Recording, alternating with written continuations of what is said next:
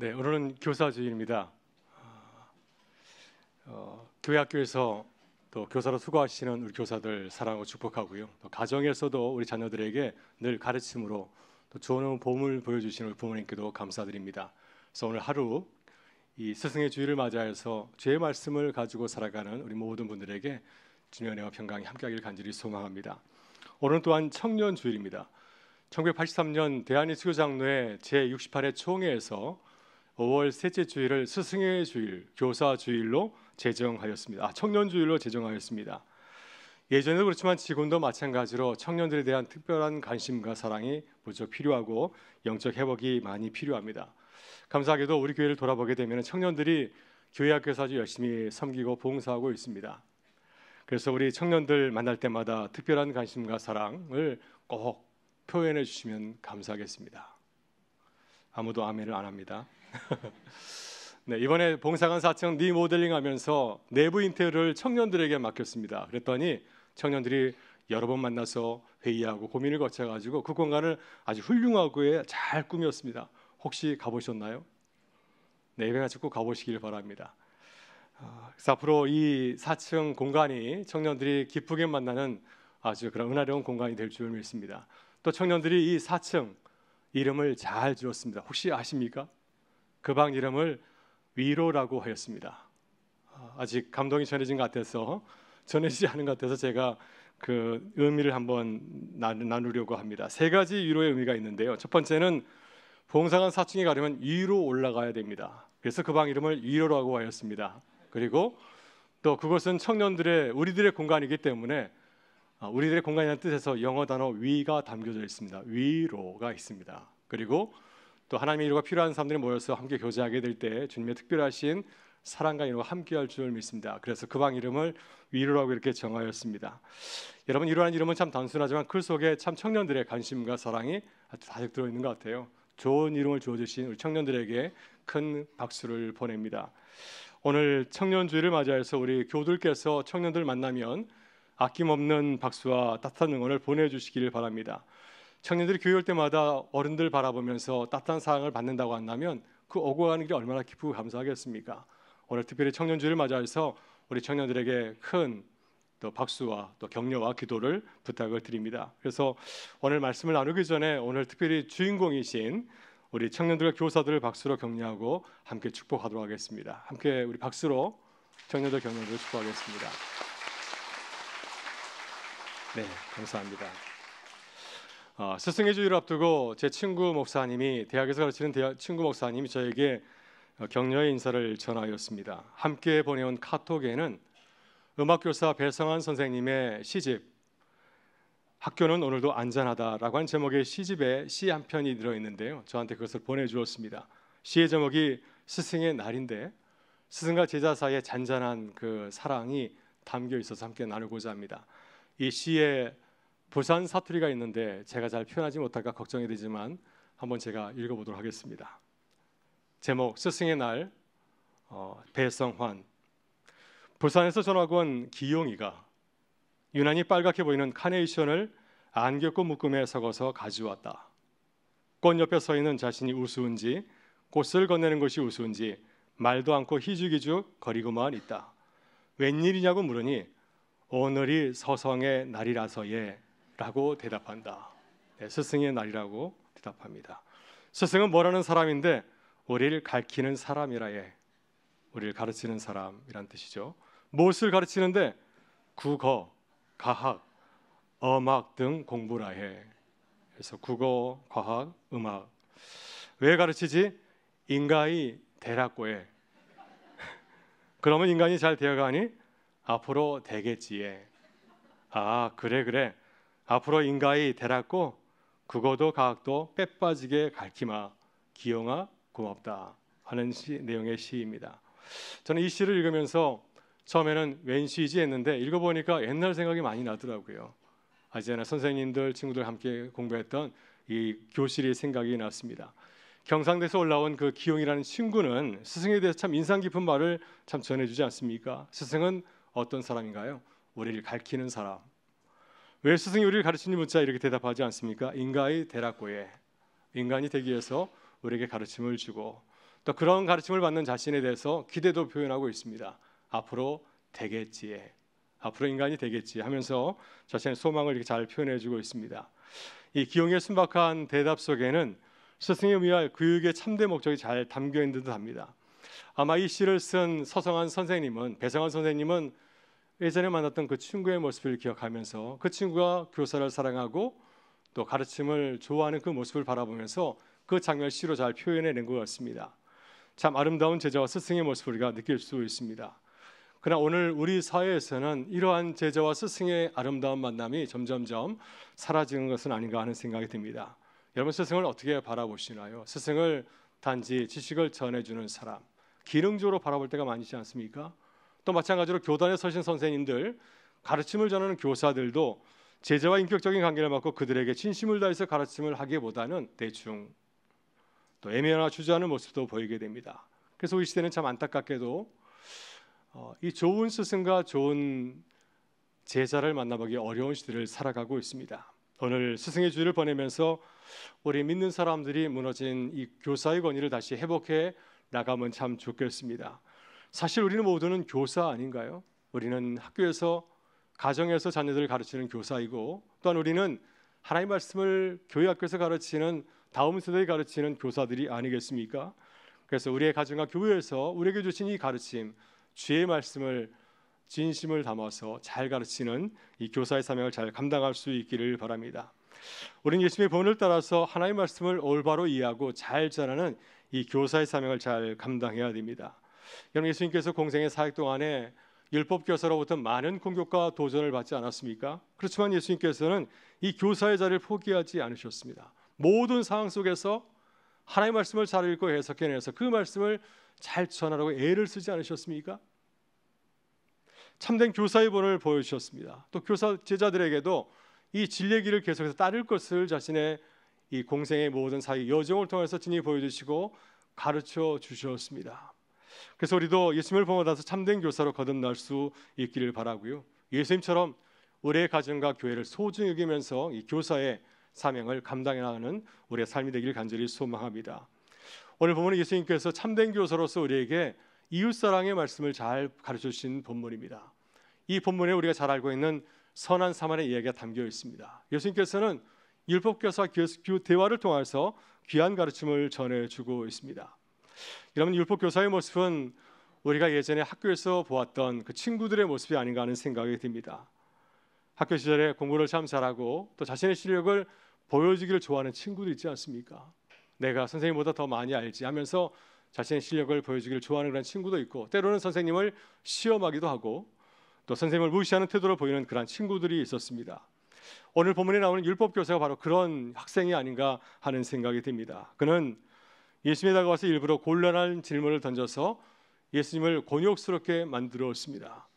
또한 자신이 율법에서 더 많이 알고 있다고, 내가 주님보다 더 많이 알고 있지 하면서 주님을 시험하였고, 또 자신이 율법의 전문가처럼 이렇게 행세를 하면서 질문하였습니다.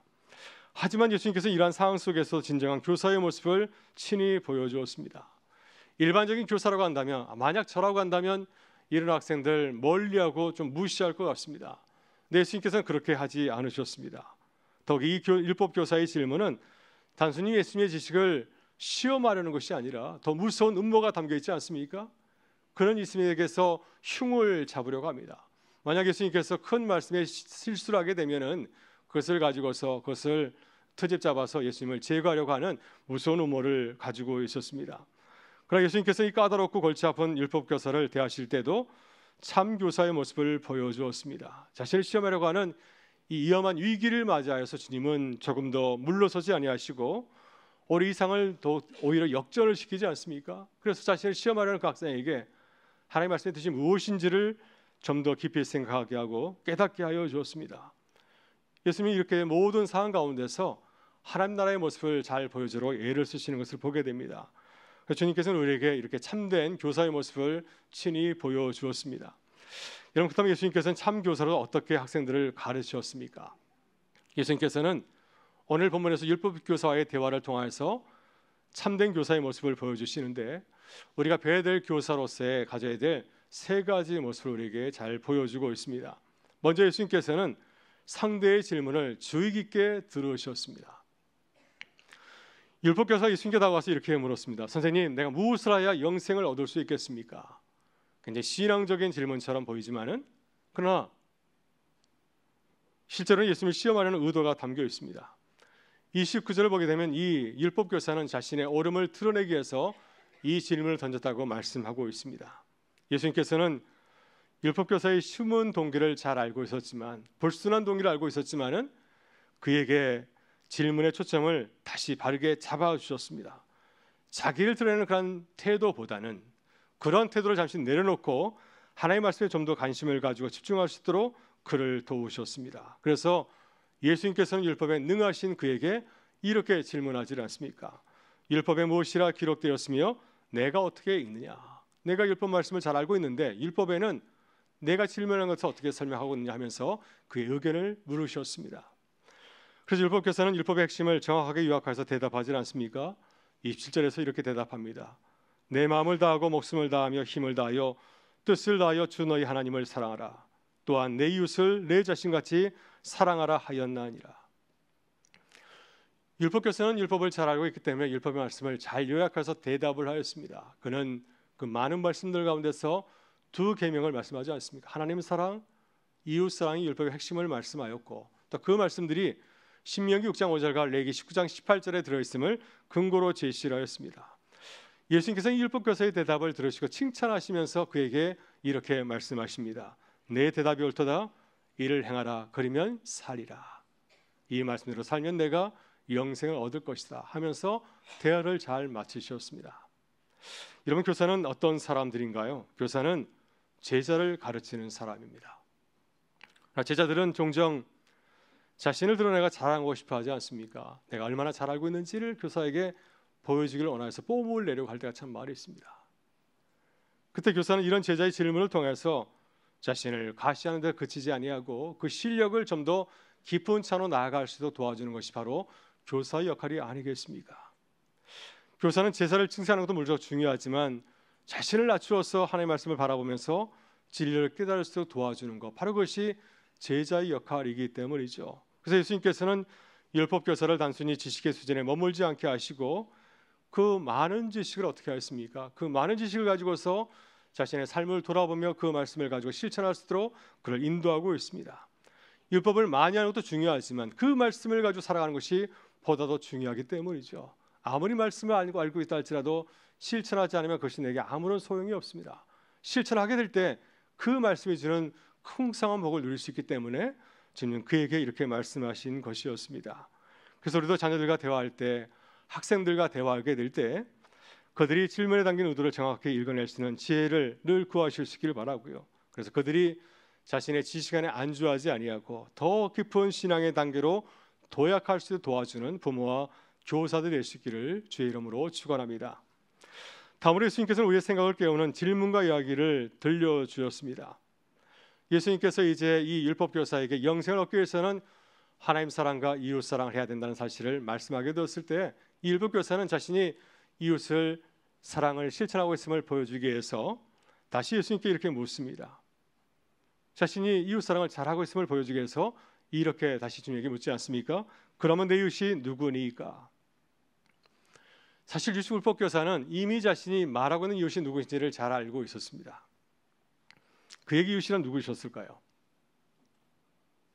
자신의 민족, 율법을 잘 지키는 동족, 그리고 자신이 사랑할 수 있는 그럴듯한 사람들이 바로 자신의 이웃을 생각하지 않았을까요? 그래서 그가 말하는 그 이웃은 주님에게 내 이웃이 누구십니까 물었지만은 그는 이미 이웃을 잘 알고 있었습니다. 율법을 잘 지키는 우리 민족 유대인만을 자신의 동족으로 이웃으로 생각하고 있었던 것이죠. 하지만 유대인들은 율법의 기준에 따라 부정하게 여긴 사람들은 이웃으로 인정하지 않았습니다. 대표적인 예가 바로 사마리아 사람이죠. 사마리아 지역에 살고 있는 사람 유대인들입니다. 그러나 이스라엘 역사에서 이 민족의 침입을 통해서 이 혈통이 이제 이 민족에 비어 섞이게 되었습니다. 그들의 혈통이 순수하지 않다고 해서 많은 유대인들은 그들을 자신의 동족으로 이웃으로 간주하지 않았습니다. 또한 세리나 죄인과 같은 사회적 소외 계층들도 유대인들은 자신의 이웃의 범죄에 넣지 않았습니다. 왜냐하면 그들은 율법을 지키지 아니하고 부정한 방법으로 살아가고 있기 때문에 그들 자신의 이웃을 인정하지 않은 것이었습니다. 따라서 율법교사는 자신이 사랑할 수 있고 신분이 확실한 그런 사람들, 그들만을 자신의 동료로 생각하고 있었고 아마 그들을 바라보면서 그들에게 사랑을 베풀었을 것입니다. 여러분, 우리는 누구를 우리의 이웃이라고 생각하고 있나요?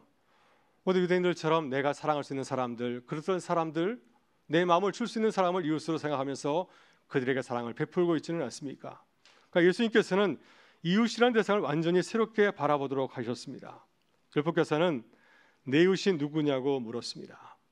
그래서 이 율법교사는 내 이웃이 누구인지를 따져 보려고 하였습니다. 많은 사람들 가운데서 내 이웃은 누구일까? 내가 사랑할 수 있는 사람을 찾으려고 하였습니다. 그러니까 예수님께서는 관점을 바꾸어서 누가 내 이웃인가를 생각하기 이전에 나는 누구의 이웃이 되어줄 수 있는가를 생각해 보라고 하였습니다.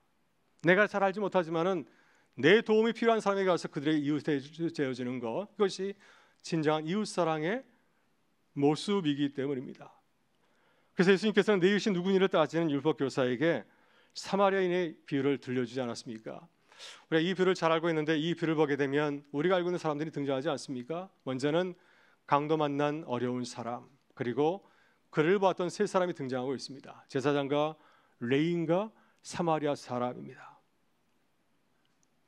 이 세 사람 모두 같은 상을 바라봤죠. 강도 만난 사람을 바라봤지만은 그를 대하는 태도는 저마다 달랐습니다. 왜 그랬을까요? 그들이 이웃을 어떻게 생각하고 있는지 그 생각이 전혀 달랐기 때문입니다. 먼저 제사장과 레위인은 강도 만난 사람을 보았을 때 어떻게 반응하였습니까? 31절 보게 되면 제사장 길을 가다가 강도 만나서 쓰러진 사람을 보았을 때 그를 피하여 지나갔습니다.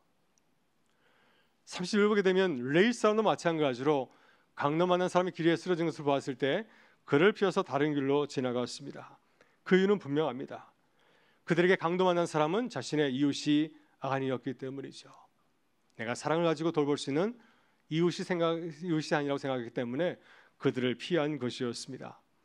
그러나 어떤 사마리아 사람은 강도 만난 사람 보았을 때 제사장과 레인이라는 전혀 다른 태도를 보여주지 않았습니까? 33절 보게 되면 그는 강도 만난 사람을 불쌍히 여겼습니다. 34절 보게 되면 그에게 가까이 다가가서 이 기름과 포도주로 상처진 곳을 응급 조치하고 그를 자신이 타고 온 짐승에 태워서 여관에 들어가서 보살펴 주었습니다. 35절 보게 되면 그는 그 모든 비용과 숙박 비용을 여관 주인에게 지불하고 그리고 나중에 와서 추가 비용이 있으면 내가 다 물겠다고 약속하면서 다시 길을 떠났습니다. 여러분, 이 사마리아 사람은 강도 만난 사람 불쌍하기고 희생적인 사랑을 실천하였을까요? 그는 그가 그 사람의 이웃이 되어야 한다고 생각했기 때문이었습니다. 강도 많은 사람이 내 이웃인가를 따진 것이 아니었습니다. 제사장과 레위인은 이 사람이 나의 이웃인가를 따지고 이웃이 아니라고 생각했기 때문에 그를 떠났지만은 사마리아 사람은 그거 따지지 아니하고 내가 이 사람의 이웃이 되어야 된다 생각했기 때문에 그에게 사랑의 실천을 한 것이었습니다. 예수님께서는 이 사마리아 비유를 들려주신 후에 율법교사에게 다시 질문합니다. 너는 어떻게 생각하느냐? 누가 이 강도 만난 사람의 이웃이 되어 주었느냐? 이렇게 해서 대화는 마치게 됩니다. 여러분, 그렇습니다. 교사는 학생이 좋은 시바에 머물지 않도록 도와줘야 됩니다. 만약 제자들이, 우리 자녀들이 좁은 시야를 가지고 세상을 바라본다면 그냥 내버려 둬야 되겠습니까? 교사는 더 넓고 깊게 바라볼 수 있도록 도와줘야 되죠. 이를 위해서 우리는 어떻게 해야 될까요? 좋은 이야기를 들려주고 또한 생각을 넓힐 수 있는 좋은 질문을 던져주어야 됩니다. 예수님께서는 자신의 이웃을 새롭게 바라보게 하셔서 정말 도움이 필요한 사람에게 다가가서 그를 도와주는 것이 진정한 이웃사랑임을 가르쳐 주시고 또한 실천할 수 있도록 그를 도와주었습니다. 이것이 교사의 역할이 아니겠습니까? 오다 자녀들과 다음 세대를 가르칠 때 그런 교사가 될 수 있기를 바랍니다. 예수님처럼 좋은 이야기를 들려주고 또 생각을 깨울 수 있는 좋은 질문을 던져서 생각의 지평을 넓혀주는 믿음의 사람들, 교사와 또 부모가 될 수 있기를 주의 이름으로 축원합니다. 마지막에 예수님께서는 깨달음을 삶 속에 실천할 수 있도록 도전하셨습니다. 예수님은 참된 교사이시죠. 그 이유는 예수님께서 단지 생각하고 말하는 데서 멈추지 않으시고 깨달은 진리를 삶으로 실천할 수 있도록 늘 도전하시기 때문입니다. 다시 말해서 예수님께서는 말보다도 그 가르침을 행동하는 것을 무척 중요하게 생각하셨습니다. 예수님께서는 율법교사 다수 불편한 질문으로 대화를 시작하였지만은 서로 묻고 대답하는 가운데서 정말 중요한 것을 나누고 깨닫게 하지 않으셨습니까? 처음에 율법교사는 이웃을 어떻게 생각하였나요? 내가 사랑할 만한 사람들, 내 이웃을 따졌지만은 대화하는 가운데서 정말 중요한 이웃은 누구인가? 내가 다른 사람의 이웃이 되는 것이 무척 중요하다는 사실을 깨닫게 하였습니다. 그래서 진정한 이웃사랑이라고 하는 것은 내가 사랑할 만한 사람을 사랑하는 것이 아니라 정말 도움이 필요한 사람에게 찾아가서 도움을 주는 것이 진정한 이웃사랑임을 깨닫고 또한 실천할 수 있도록 그렇게 인도해 주었습니다. 여러분, 예수님께서는 율법교사와의 대화를 여기서 멈추지 않으셨습니다. 주님은 한 걸음 더 깊이 나아가셨죠. 선한 사마리아의 비유를 통해서 이웃사랑의 본질을 말씀하신 후에 중요한 질문을 던졌습니다. 율법교사가 이 가르침을 알고 있는지 확인하는 질문을 던지지 않았습니까? 36절에서 예수님께서는 율법교사에게 이렇게 질문하십니다. 내 생각에는 이 사람 중에 누가 강도 만난 사람의 이웃이 되겠느냐? 그러자 율법교사는 어떻게 대답하였습니까? 자비를 베푼 사람이니이다.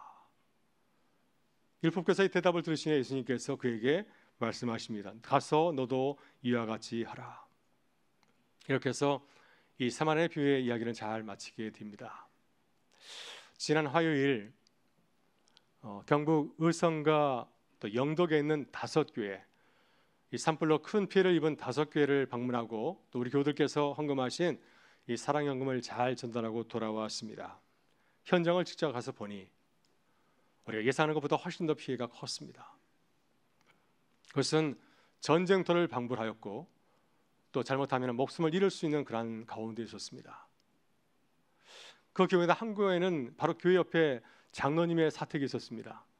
93세 된 장로님의 집이 계셨는데 장로님께서 내가 교회를 지키기 위해서 끝까지 남아 계시다가 마지막에 이제 산불이 교회로 번지기 전에 목사님과 함께 그것을 탈출해서 목숨을 구했던 그런 일도 있습니다. 바람이 온채 세게 불어서 경북 의성에서 경북 영덕까지 100km 정도 되는데 3시간 만에 산불로 그 지역이 다 불타게 되었습니다. 교회 주변에 산불로 탄 흔적들이 그대로 남아있게 되었고요. 얘기를 들어보니까 마치 산불이 폭탄처럼 쏟아졌다고 합니다. 바람이 불 때마다 이 산에는 태저물에 불이 붙어서 그것이 바람을 타고 와서 떨어지면 집이 불타게 되고 차도 불타게 되고요. 늦게 또한 탈출하신 분들은 타이어가 고속도로에 이렇게 달라붙어서 탈출하지 못하고 피해를 당한 그런 경우도 있었습니다. 우리가 생각하는 것보다 훨씬 더 피해가 무척 컸습니다. 특히 농촌교회가 생각하는 것보다도 많이 약해져 있었습니다. 이 모든 복구를 감당해야 되는데 감당하실 분들이 많은 노약자들이었습니다. 교인들이 10명, 30명이 되지 않는 교회가 대부분이었고요. 또 어려우신 분들이 있는 것을 보면서 정말 한국교회가 그들의 형제가 되어주지 아니하면, 그들의 이웃이 되지 아니하면 이 어려움을 함께 극복할 수 없겠다는 사실을 깨닫고 돌아오게 되었습니다. 오늘 주님께서는 우리에게 말씀하십니다. 내 이웃이 누구인가? 이것을 따지기 전에 내가 누구의 이웃이 될 것인가를 먼저 생각하라고 말씀하십니다. 우리 교회가 이번에 이 산불 피해를 입은 교회들의 이웃이 되어진 것처럼, 그들의 이웃이 되어진 것처럼 우리 주변을 돌아보게 되면 참 어려우신 분들이 참 많이 계신 것 같습니다. 이 지역을 돌아보고 어려운 이웃들에게 손을 내미는 좋은 이웃이 되기를 바라고요. 늘 지혜의 마음을 품고 지역을 돌아보는 그러한 좋은 이웃된 교회가 될 수 있기를 간절히 소망합니다. 오늘 교사주일을 맞아서 좋은 교사는 어떤 사람일까요? 내 제자가 누구일까 따지기보다도 우리 자녀들에게 찾아가서 주님의 사랑을 전하는 것이 좋은 질문을 던져주고 좋은 이야기를 들려줘서 그들의 생각을 깨우쳐서 세상을 좀 더 넓게 바라보게 하는 사람이 바로 좋은 교사가 아닐까 하는 생각이 듭니다. 여러분, 우리가 예수님처럼 더욱 좋은 교사가 되기를 주의 이름으로 축원합니다. 우리 자녀에게 찾아가서 따뜻한 격려 이루로 만나주고 또 그들의 생각을 넓혀줄 수 있는 좋은 이야기를 들려주는 믿음의 사람들, 교사, 부모가 될 수 있기를 주의 이름으로 축원합니다.